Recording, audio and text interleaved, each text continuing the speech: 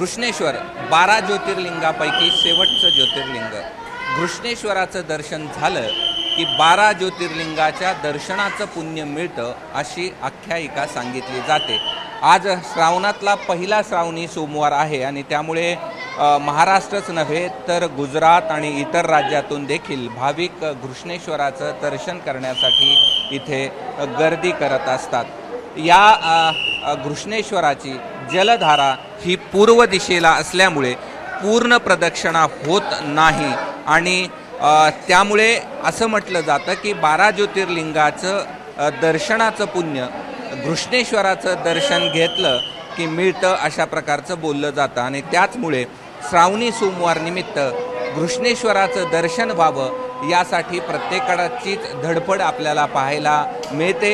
या ज्योतिर्लिंगाचं दर्शन घेण्यासाठी अनेक मैलांचा प्रवास करून सोमवारी भाविक या ठिकाणी पोहोचत असतात।